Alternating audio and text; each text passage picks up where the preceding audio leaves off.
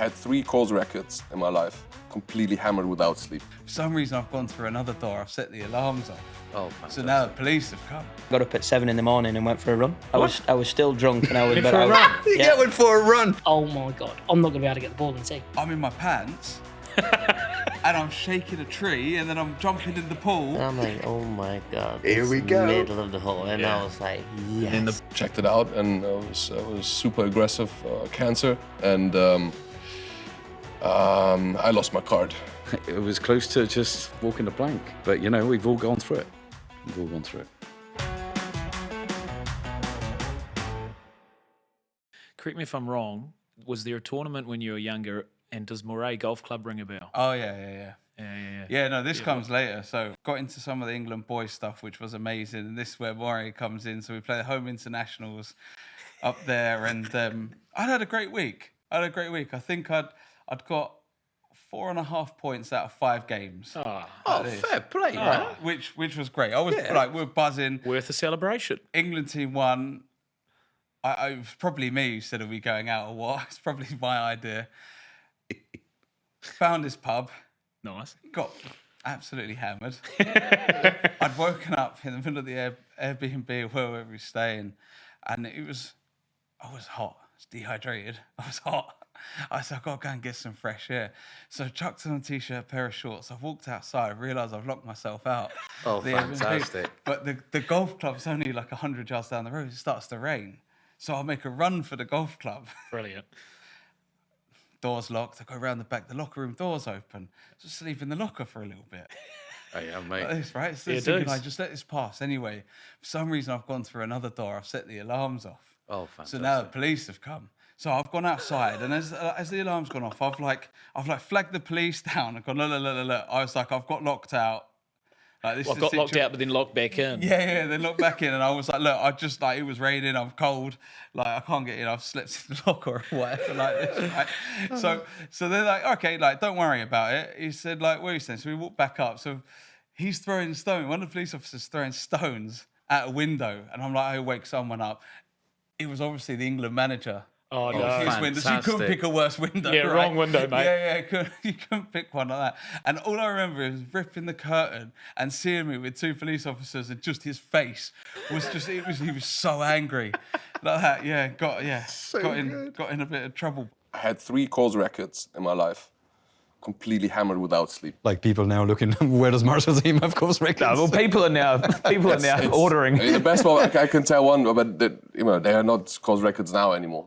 But Pebble Beach was the best one. Oh, wow. People Beach. I should 3-putted 18 Oh, you to idiot. shoot 61, 62, and I didn't even know. I didn't even know about it. And then I just want to go to bed, guys. So they said, no, interviews. You just share the course record with Tom Watson, Jack Nicklaus, Tiger Woods, with 30 legends. I'm I've been just I just 3-putted, you knobheads.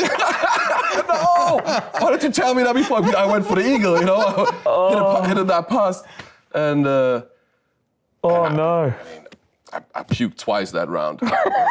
So I never knew this. I shot 69.75, so it cuts us after 3 rounds. And the year before, I had 2 years in a row, I had the invitation. So the year before, I shot 69.75, and then 68, missed the cut by 1. And I'm saying to Guy Tilston, my caddy, I said, no, it's not gonna happen again. You know, we have to change the system here. So we went out and started straight away with Long Island iced teas and 5 pints or whatever, and then ended up with champagne. We were totally weird, but so tea time was 8 o'clock or whatever, and we finished at 6, and then went to the room and this and this. It was horrendous. Seriously, I was so drunk. Plus Pebble Beach is like 6-hour rounds. Yeah. Which doesn't help. Yeah, either. like I played with Kelly Slater, so that helped. That was pretty cool. That was pretty cool. Yeah. But he didn't know. I told him after the round, I mean, he must have smelled it. Where did you go, like, once you've done, you're like, right, I've done my media requirements. How do I celebrate winning the Masters, you know, like... So I was with Chubby at ISM at the time, and they always had a house. Oh, I cannot imagine what it would have been set up. And we were... And after Chubby, like, there's one thing he was doing well is after parties. we were. He had a big house down the back of Berkman's, and they had chefs and stuff all through the week, and Shearer and Alex Ferguson were there, and it was there was probably 150 people in there, and it was good fun. I took myself off at probably 2-3 in the morning. We'd had a good drink. I was there. My father-in-law. I had 6 pals that had all flown out. Just a brilliant. And then I had rented 2 houses just down the road. So we went back at the same time, and then I got up at 7 in the morning and went for a run. I was still drunk, and I was. Went for a run. I was still. I would still be sleeping. I was still pretty intoxicated, but I had so much adrenaline that I just. What was it run like? It was like I was floating on a cloud, to be honest. Oh my God! It was the easiest run I've ever done. The first time I really met was Turkish Airlines. Oh, dangerous! It's a lock-in situation. Well, this is exactly what happened. And after the Sunday, we got chatting, and I was having a beer, and he was like, "We'll get a bucket of these beers like this," and he was obviously straight on whiskey, and he was like, "Yeah, look," he was like, "Go back to the hotel." And he's like, "Come meet me and stuff, and we'll carry on," and I remember sitting there and getting there, and he had music playing as always, and he ordered like two large whiskies. They come in like this glass, right? It was filled up to about here, and he's got the can of Coke on the side. And as the waiter put them down, he went, "Can we order 2 more?" Brilliant. Mate, they've just come, like that. Brilliant. Next thing, I'm in my pants.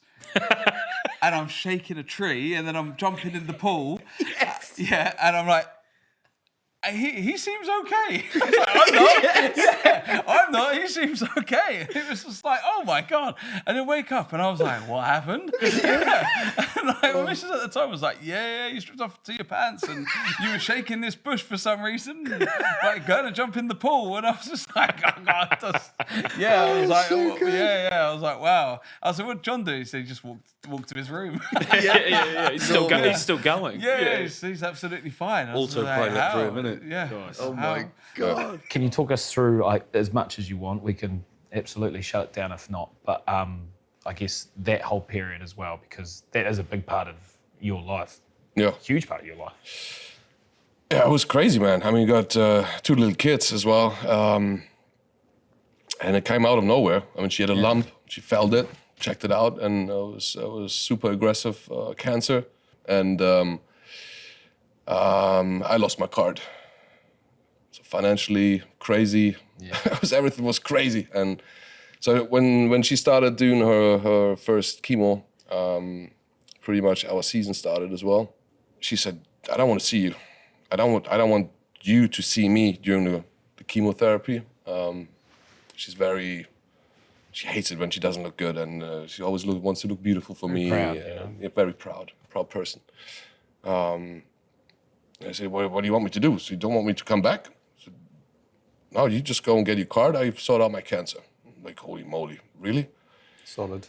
I said, okay, if you say so. I mean, I spoke to my mom. She was helping, a few friends of Laura and mine. They were always there for her. And then you have 2 small kids, where mom is literally gone. When you do chemotherapy, you're gone. You go to the chemotherapy. You're lucky you fall asleep there while you have the chemo. If not, you come home and you pass out. It's so draining, which my kids told me literally. Anyway, so I had my nice Mercedes AMG again, just to get a little turn here, and I was playing Challenge Tour. I mean, holding the putt then on 18, winning this golf tournament, knowing I've got my card back, pretty much, was amazing. It was crazy, and that was Laura's. That was actually Laura's last day of chemo as well, and then it really starts. I mean, the recovery from chemo and radio is horrible, but it brought us together a lot more. I mean, I'm doing my thing, she did her thing, and seeing actually how quickly life can make a massive turn on you, and you're afraid of actually surviving. Yeah. Because her surgeries were long surgeries. It was not like snip snap. Was proper. But that was a big lesson in life. I see a lot of things totally different now.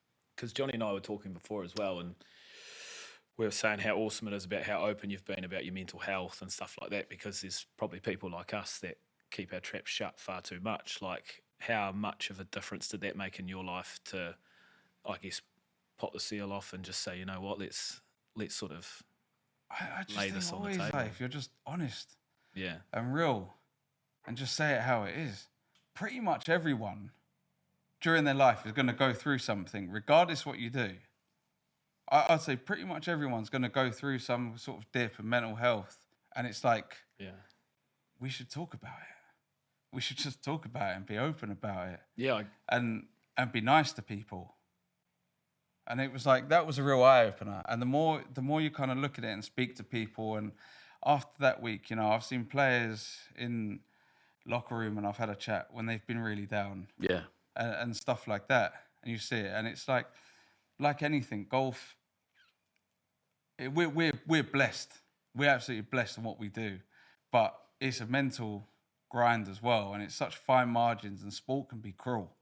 And you see players struggling, and it's a case of, like trying to help someone pick someone up and just be kind, because you don't know what anyone's going through. Can you run us through, Johnny, like how you were playing on tour, and you mentioned the sieges? Can you talk about briefly your epilepsy and your battle with that? Because at the end of the day, that was a big part of your career and your career slowing down. Well, I was very much on the gravy train, a bit like Andrew, like going out to the PGA Tour. You know, you're high, you're flying, you're playing good, you're optimistic. You got a massive new fan base that you've never had before right behind you. You're going, wow, you know, pressure. Hat backwards. Oh, hat backward. The swoosh was flying then, and then you're just there going, wow, this is amazing. You know, seeing Tiger on a range journey, you know, VJ all hitting balls next to you, and you're just going, I was having food fights with Tiger, road races, you know, all that jazz. Everything was kicking off.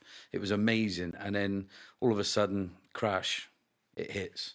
You know, on the way, I think it was on the way to Reno, Lake Tahoe, Reno Open, which is pretty much just a week before or week after the Open Championship. And it just woke up on a plane. I was on my way there, and I'd had a grand mal seizure. And luckily, Adam Hayes, who caddies for John Ram, was actually on there, and he carried me off the plane. They actually stopped the plane on the runway and got me off onto an ambulance.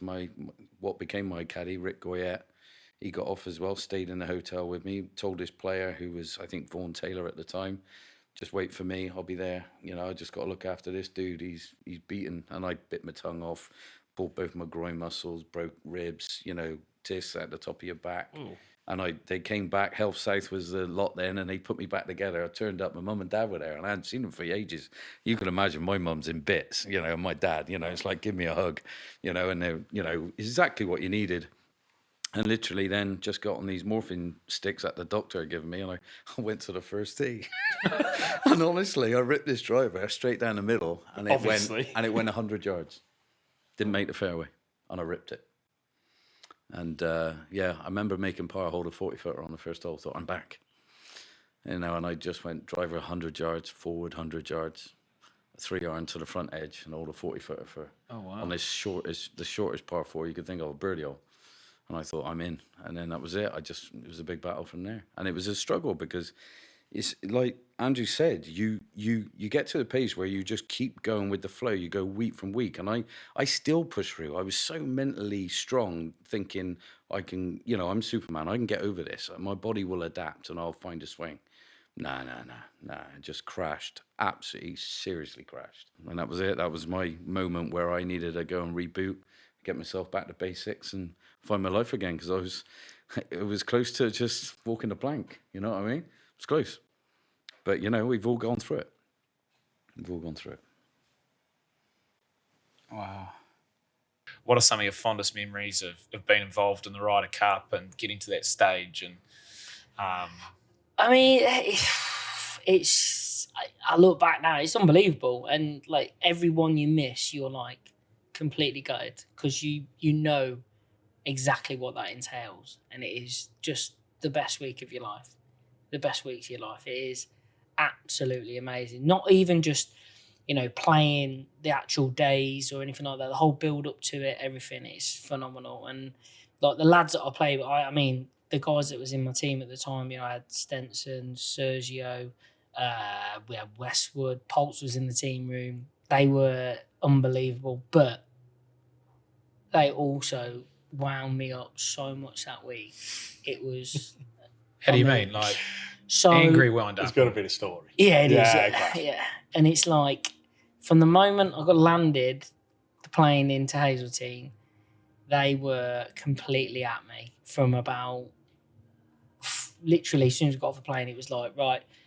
So just to let you know, 2 years ago, it's a lad couldn't get the ball on the tee. His hand was shaking that much when he was hitting the first tee shot, and the ball falls off the tee. And I'm like, this is like Sunday night. I'm like, yeah, great, whatever, bothered.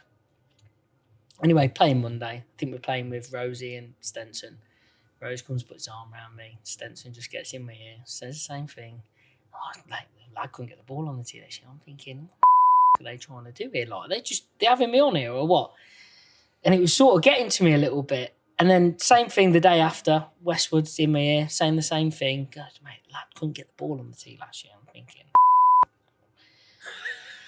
this is the last thing I need right now. I've got bigger problems at the moment. Yeah. Anyway, get to the Friday morning. Obviously, knew I was playing with Rory. Have the warm-up. I'm not going to lie, it's one of the best warm-ups I've ever had in my life. I was just like that. And you just buzz in, you're thinking, so good on the cannot range. wait to get out. Yeah, I cannot wait to get out there because I'm swinging it so good. I'm like, thinking, right, Ricky and Phil are getting What a peer to play as well. I'm like, they're having it. Anyway, we're walking to the tee, and it's like about 150 yard walk from the range to the tee. We walked up with Rory, and just before we get into the steps, he's gone, hey, remember that lad that couldn't tee it up last year?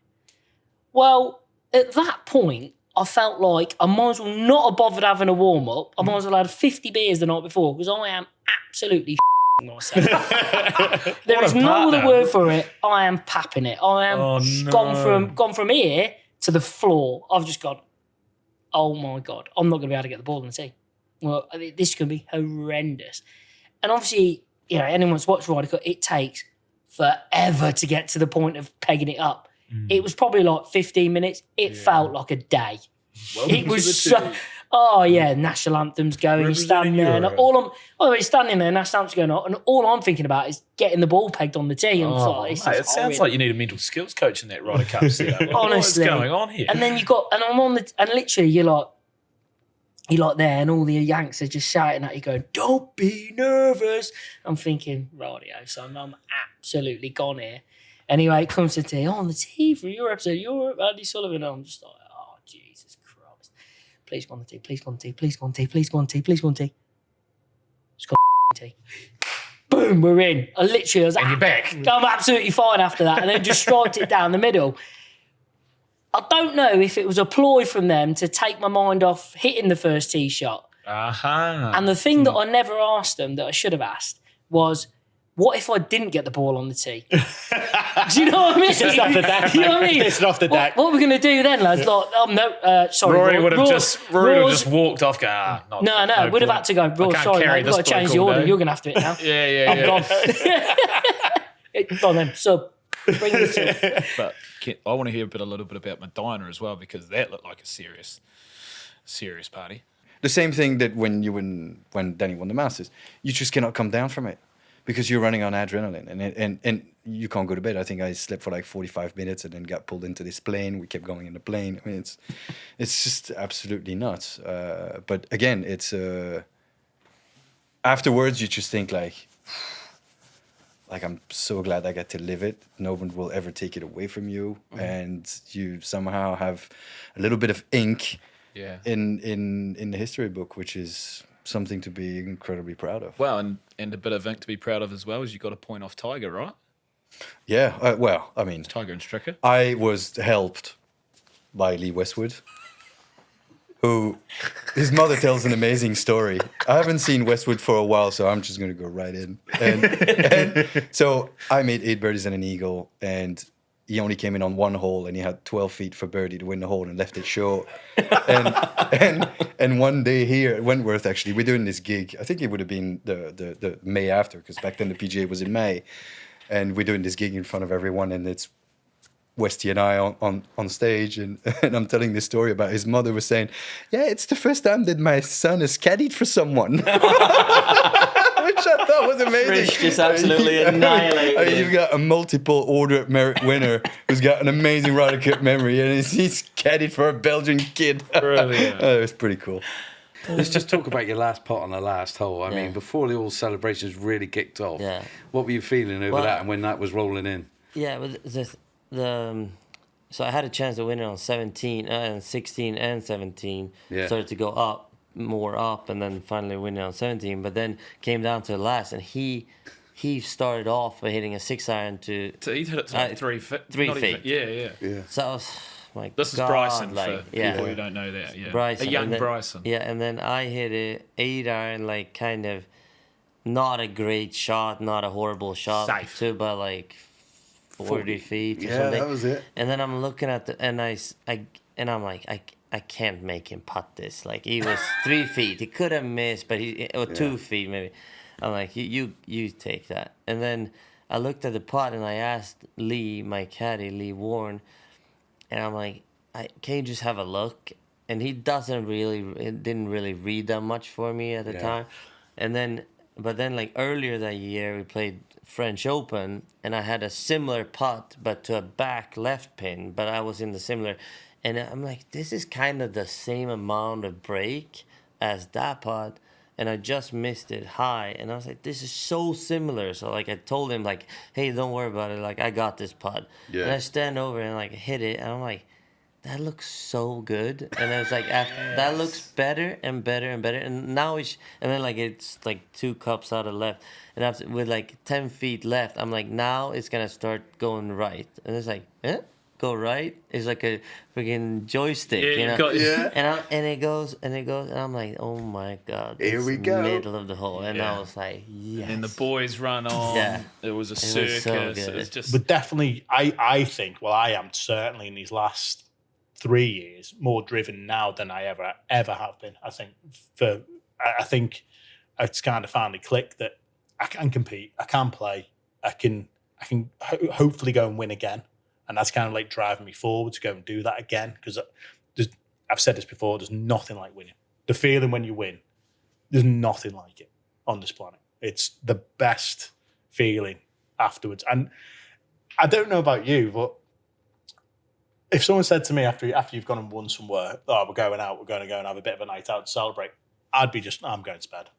Absolutely shattered. It takes so much out of you mentally. And well, it's like physically. years and years of work, and then you're like, yeah, the release. Do you find that? Or you'd be straight up? I don't know. Winners. And probably I would be too if you were there. Yeah, just ignore I everything did I've not said the go to last 30 sleep seconds. any time after any of my wins. Yeah, I will never be happy with my career. I think, like, it's sad to say, but like, what and what does it matter? Perfectionist. Yeah, and what That's does it what comes with it. matter? Like, you know, like, it's like I would never put a trophy somebody can see. Like, you did that, and like. I'm like, yeah, but you're a great banker or nurse. You wouldn't put up all your accomplishments. Like, I just want to be good at hitting a ball and like be better than all the guys I play with. Like, if I feel like I'm that, I would be. I mean, if I was Tiger or Federer or Nadal, Messi, I would be amazingly pleased. But I have a long way to go to that. So. But I love my life. Like, I love my life, so... But I will never be happy with my career. I'm sad to say, but never. So if you won the Open Championship Royal Portrush next year, that wouldn't be enough to go. No, that wouldn't be enough to satisfy. Because I know, like, I mean, you want more. Yeah, I want 10. Like, I want. he wants more. If I was. Boys got to eat. Love it. No, but it's like, and I'm not sad about it. No. Do you want more? I need more. I need more. But I'm really happy about my life, and like it's great. Like golf is giving me like everybody amazing. Here in the room. I think everybody like golf is amazing. It's like an amazing sport, and then you know, I'm just happy to play golf. I ask sort of all our guests this, but like, what is the next dream? What would complete your career? Because I think you've had. As I said at the start, I think you've had one of the great careers, but what would really complete your career and make you sleep really easy at night in 5-10 years' time?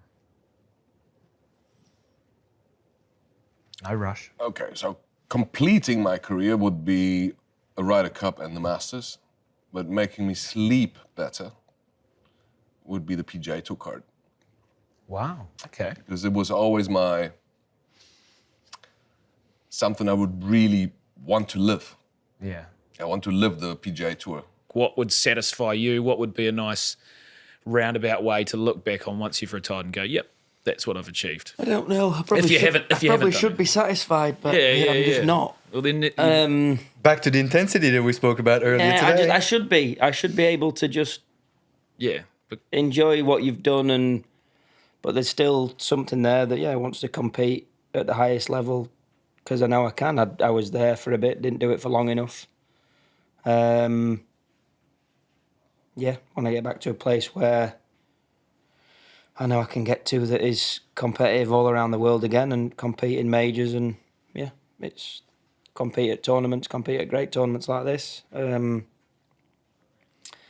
There's just a few bits that need to be, a few scores that need to be settled in my head. all right, well, I'm going to finish on that note because that was brilliant and I can't wait for the darts.